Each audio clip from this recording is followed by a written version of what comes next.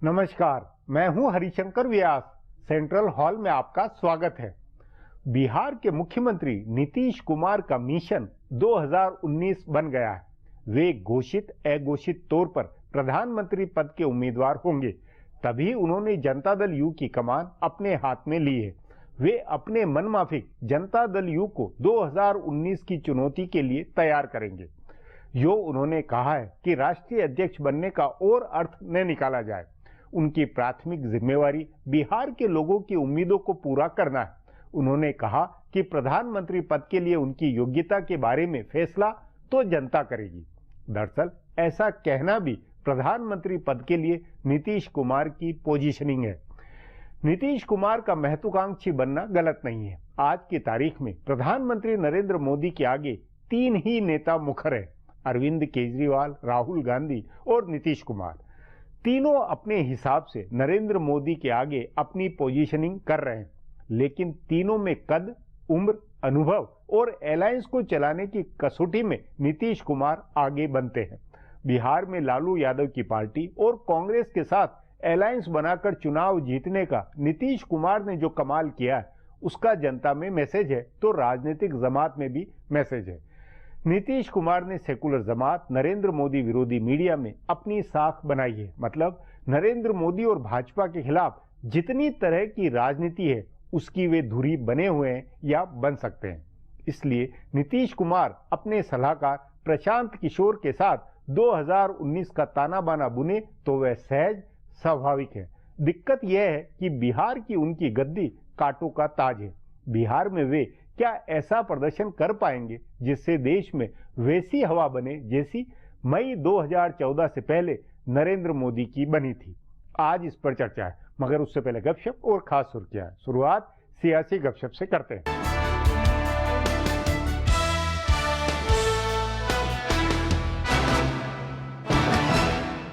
उत्तर प्रदेश में बीजेपी का सदर बनने के बाद अब केशव प्रसाद मौर्य अपने को वजारत आलिया के दावेदार के तौर पर पेश करने की कोशिश में लगे हैं। हालांकि पार्टी की तरफ से सीएम दावेदार पर खामोशी अख्तियार कर ली गई है। पार्टी के माहिरीन जराये का कहना है कि किसी को भी सीएम के दावेदार के तौर पर पेश नहीं किया जाएगा। इसकी वजह दावेदारों की तादाद है। योगी आदित्यनाथ से लेकर वरुण गांधी और स्मृति ईरानी से लेकर महेश शर्मा तक आधा दर्जन दावेदार खड़े हैं। जराये के मुताबिक अगर कांग्रेस पार्टी कोई दावेदार पेश करती है तो उस वक्त बीजेपी भी इस बारे में सोच सकती है। उससे पहले मौर्य की शबीह हिंदू दिलों के राजा वाली गढ़ने की कोशिश तेज हो चुकी है। उनके एक करीबी जराये का कहना है कि उत्तर प्रदेश का इंतखाब अक्सरियतों की पोलराइजेशन की बिना पर ही जीता जा सकता है और इसलिए मौर्य के सदर बनने के बाद से ही उनको कभी अर्जुन तो कभी कृष्ण के तौर पर पेश किया जा रहा है। उनके सदर बनने के बाद दो मुख्तलिफ जगहों पर उनके बड़े बड़े होर्डिंग्स लगे। एक में उनको कृष्ण की तरह दिखाया गया तो दूसरे में अर्जुन की तरह। इसका मकसद उनको हिंदू आइकन के तौर पर पेश करने का है, ताकि अगर पार्टी सीएम दावेदार पेश करने का फैसला करे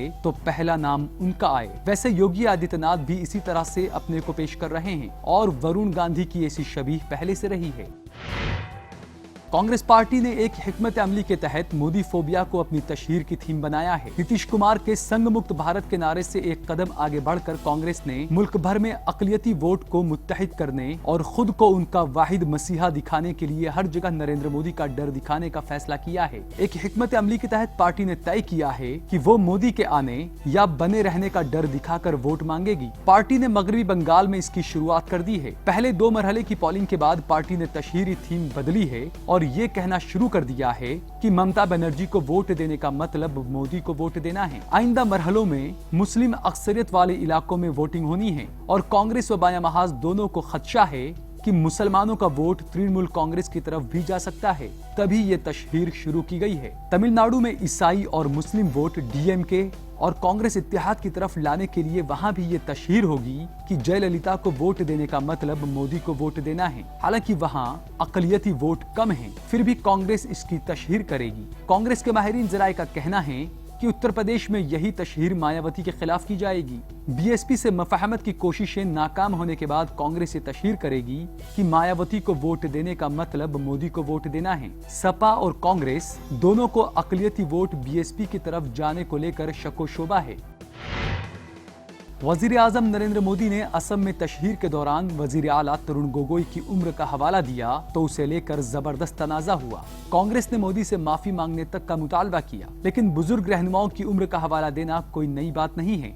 गुज़िश्ता इंतखाबात में केरल में राहुल गांधी ने वीएस अच्युतानंद की उम्र का हवाला दिया था। राहुल ने कहा था कि क्या केरल के लोग 90 साला वजीर आला चाहते हैं। अब 5 साल बाद एक बार फिर वीएस अच्युतानंद इंतखाबी मैदान में हैं। केरल में कम्युनिस्ट जमातों के महाज की उम्मीद उन्हीं से है। 92 साला अच्युतानंद पलाक्काड़ जिले की मलमपूझा सीट से इंतखाबी मैदान में होंगे। अगर बाया महाज इंतखाबात जीतती है तो अच्युतानंद सीएम भी बन सकते हैं। उनके मुखालिफ पी विजयन प्रकाश करात खेमे के हैं, इसलिए सीताराम येचुरी चाहेंगे कि वीएस कमान संभालें। बहरहाल वीएस अकेले रहनुमा नहीं हैं, जो 90 साल के हैं और वजीर आला के दावेदार हैं। तमिलनाडु में डीएमके का सारा दारोमदार भी 92 साला एम करुणानिधि पर है। वो 13वीं बार रुकन असेंबली और 6ठी बार वजीर आला बनने के लिए तिरुवरूर सीट से इंतखाबी मैदान में उतरेंगे। आइंदा साल के पंजाब इंतखाबात तक 90 साल के होने वाले प्रकाश सिंह बादल भी अपनी पुरानी लांबी सीट से इंतखाबी मैदान में होंगे। 84 साला कल्याण सिंह के भी बतौर सीएम उम्मीदवार उत्तर प्रदेश की सियासत में लौटने की बहस आए दिन हो रही है। इसी तरह हिमाचल प्रदेश में कांग्रेस की उम्मीद 82 साला वीरभद्र सिंह से है। अब आज की सुर्खियां ये लीक से कुछ हटकर है और इनसे देश की दशा दिशा को बूझ सकेंगे।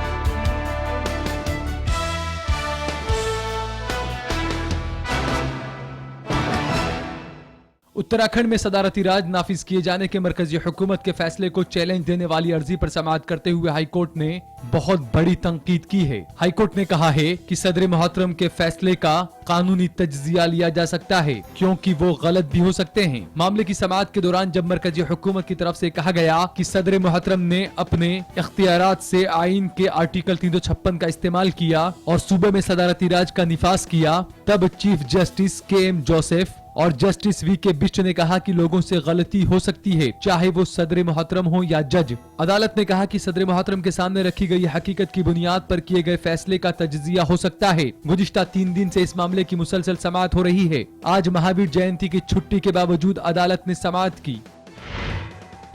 वजीर आजम नरेंद्र मोदी जून के पहले हफ्ते में अमेरिका के दौरे पर जा सकते हैं। यह उनका अमेरिका का चौथा दौरा है, लेकिन वो पहली बार मुज़ाकरात के लिए जा रहे हैं। इससे पहले हर बार किसी इजलास के दौरान वो अमेरिका गए हैं। पहली बार वो बराक ओबामा के बुलावे पर जा रहे हैं और अमेरिका के सरकारी मेहमान होंगे। इससे पहले मनमोहन सिंह ने इस तरह का दौरा किया था।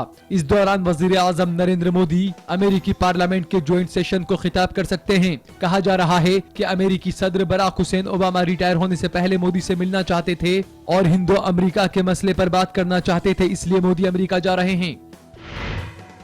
हिंदो चीन के बीच पेचीदा सरहदी तनाज़े को सुलझाने के लिए 19वें दौर के मुज़ाकरात हुए हैं और चीन से मुज़ाकरात के लिए मुंतखब किए गए खुसूसी सालिस अजीत डोवाल ने अपनी चीनी हममुनसब यांग जीची से बातचीत की। गौरतलब है कि इस मुज़ाकरात से पहले दोनों ममालिक के रिश्तों में मसूद अजहर के मामले से कशीदगी आई है। चीन ने जैश मोहम्मद के सरबराह मसूद अजहर पर पाबंदी आयद करने की हिंदुस्तान की तजवीज को अक़वाम मुत्तहिदा में वीटो के जरिए रुकवाया है। बहरहाल अजीत डोवाल और यांग जीची दोनों खुसूसी नुमाइंदे होने के साथ साथ दोनों ममालिक के सभी दो रुखी, इलाकाई और आलमी मसाइल पर बातचीत के लिए भी मुंतखब किए गए हैं। अपने इस दौरे में डोवाल चीन के वजीर आजम ली क्विंग से भी मुलाकात करेंगे।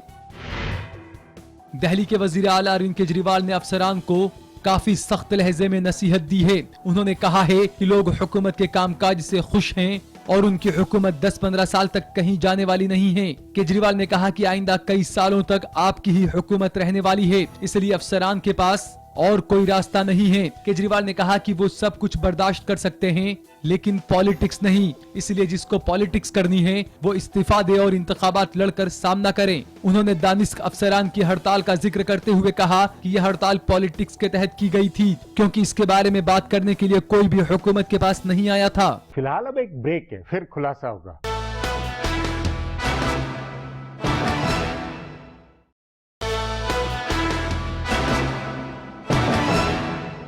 नीतीश कुमार अध्यक्ष बनने के बाद अपनी पार्टी का कायाकल्प करेंगे। पार्टी नए नाम और नए चुनाव चिन्ह की कोशिश में है। उत्तर प्रदेश में अजीत सिंह और उनके बेटे को नीतीश कुमार अपने साथ लेंगे। अजीत सिंह को पार्टी अध्यक्ष बनाकर उनके बेटे जयंत को वे यूपी के मुख्यमंत्री के रूप में भी प्रोजेक्ट कर सकते हैं। मतलब एक बड़े रोड मैप पर काम हो रहा है। इस पर आगे चर्चा करें उससे पहले देखें मेरा एक खुलासा।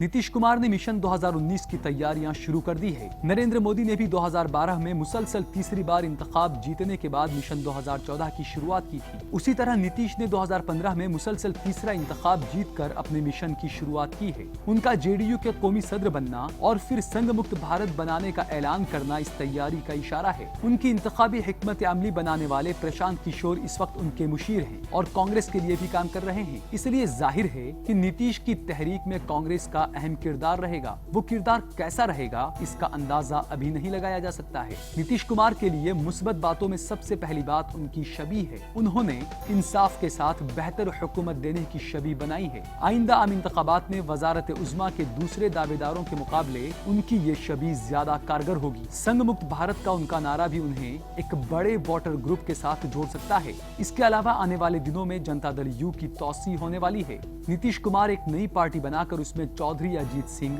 बाबूलाल मरांडी और कमल मुरारका को जोड़ रहे हैं। ये नई पार्टी कुल हिंद सतह की शक्ल वाली होगी। इस नई पार्टी के जरिए नीतीश कुमार और उनकी इंतखाबी हिकमत अमली बनाने वालों की कोशिश 1996 के इंतखाबात को दोहराने की होगी। उस इंतखाबात में कांग्रेस और बीजेपी के बरक्स जनता दल कुल हिंद सतह पर लड़ी थी और उसके 45 रुकन पार्लियामेंट जीते थे। इन 45 अराकीन पार्लियामेंट के बूते पहले HD देवगौड़ा और बाद में IK गुजराल वजीर आजम बने थे। हालांकि उसके बाद ये सियासी उसूल हिंदुस्तान में कायम हो गया कि सबसे बड़ी पार्टी का रहनुमा ही इत्तेहाद की रहनुमाई करेगा। गुज़िश्ता 2 दहाई से चल रहे इस उसूल की इकलौती मिसाल नीतीश कुमार ही हैं।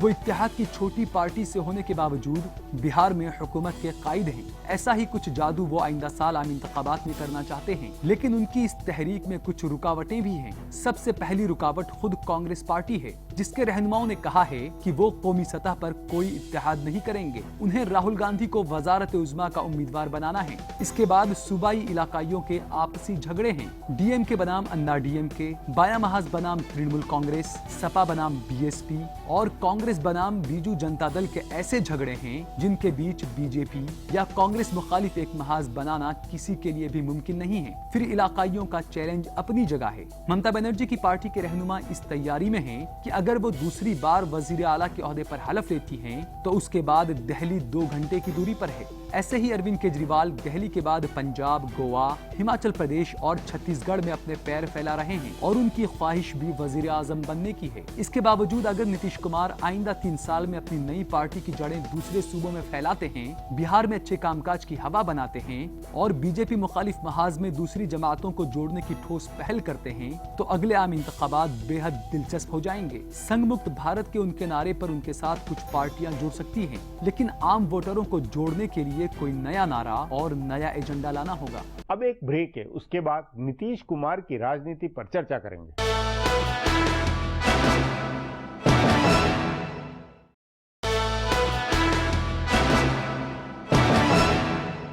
राष्ट्रीय राजनीति में नीतीश कुमार की छटपटाहट का फैसला बिहार में उनके काम से होगा। नरेंद्र मोदी की वाहवाही गुजरात में काम से ही बनी थी, उस नाते अगले 3 साल नीतीश कुमार बिहार में क्या चमत्कार दिखा सकेंगे? बिहार में ही उनके मिशन के पंचर होने के खतरे कम नहीं है। इस पर चर्चा के लिए आज मेरे साथ वरिष्ठ पत्रकार नवीन उपाध्याय हैं। नवीन जी, क्या आप मानते हैं कि नीतीश कुमार ने 2019 के लोकसभा चुनाव का रोड मैप बना लिया और वो प्रधानमंत्री पद के भी महत्वाकांक्षा बनाए हुए हैं? नेचुरल लग रहा है जिस तरीके से घटनाएं हो रही हैं। अब शरद यादव इतने सालों के बाद पहली बार पार्टी के अध्यक्ष नहीं रहे। नीतीश कुमार ने पहली बार पार्टी के अध्यक्ष की जिम्मेदारी संभाली। ऐसा नहीं था कि शरद यादव 1 टर्म और नहीं रह सकते थे। एक बार अगर 3 टर्म रह सकते थे तो 4 टर्म भी रह सकते थे। कॉन्स्टिट्यूशन को बदला जा सकता था। नेचुरली 2019 का जो इलेक्शन है उसको पहले नीतीश कुमार पार्टी की टोटल कमान अपने हाथ में रखना चाहते थे और उस दिशा में जो सामने उनका जो रोड मैप दिखाई दे रहा है उसमें ये इम्पोर्टेंट था कि वो कमान उनके हाथ में रहे। नहीं, लेकिन नवीन जी ये अजीब बात नहीं। देखिए, बिहार बहुत कांटों वाला ताज है। बिहार के अंदर जब तक आप काम नहीं करेंगे वहां पुण्यता अगले पूरे 3 साल तक अगर अच्छी हवा नहीं बने तो देश के अंदर कहां से होगा? मतलब उन्हें बिहार पे फोकस नहीं देना चाहिए था। देखिए, बिहार में वो काम कर रहे हैं, ऐसा नहीं बिहार में काम नहीं हो रही है, लेकिन ऐसा नहीं है कि केवल वो बिहार पर ही फोकस देंगे तभी वो राष्ट्र की राजनीति कर सकते हैं। नहीं, देखिए दिल्ली के अंदर अरविंद केजरीवाल जिस तरह काम करके अपना प्रचार ब्रांडिंग कर रहे हैं, वैसी स्थिति बिहार में कहीं कोई लक्षण नजर नहीं आ रही। उल्टे हो रहा, कानून व्यवस्था की स्थिति को सवाल उठ रहे हैं, 10 तरह के सवाल है। ठीक है, आपसे सहमत हैं हम, लेकिन कोई भी नेता जो रहता है उसकी राजनीतिक महत्वाकांक्षा रहती है, और कभी ये पॉसिबल नहीं रहता है किसी नेता के लिए कि वो अगर चीफ मिनिस्टर है और उसकी महत्वाकांक्षा है कि प्राइम मिनिस्टर बने तो केवल अपने राज्य पर ही ध्यान, नेचुरल है वो, नेचुरल है वो महत्वाकांक्षा, नेचुरल है, स्वाभाविक है सारी। नरेंद्र मोदी ने भी गुजरात में रहते हुए महत्वाकांक्षा बनाई, लेकिन उसके साथ में गुजरात से जो मैसेज गए, बिहार में जो गुजरात के लोग गए, बिहार में गए हुए थे, वहां मतलब बिहार से हवा फैलनी पूरे देश में चाहिए, ये जरूरी है। देखिए बहुत कुछ काम हो रहा है, और हमको लगता है जब 2019 का इलेक्शन आएगा तो उसमें आप देखिए घर घर बिजली, प्राइम मिनिस्टर खुद जाकर बिहार में प्रशंसा करते हैं कि बिहार में सबसे अच्छा काम हुआ इलेक्ट्रिफिकेशन के मामले में। नीतीश कुमार ने प्रॉमिस किया है कि पानी हर घर पहुंचा देंगे। आप ये शराबबंदी वाला एक इतना बड़ा कदम है जिसका पत्रकारों में काफी घोर विरोध हो रहा है और इंटेलेक्चुअल्स में, लेकिन समाज के एक बड़े तबके नहीं, बहुत महत्वपूर्ण कदम है, बहुत साहसी कदम है ये। और विमेन का वोट उन्होंने कंसोलिडेट किया बहुत बड़े पैमाने पर। तो 2019 का जो इलेक्शन होगा ये सारे फैक्टर काम करेंगे।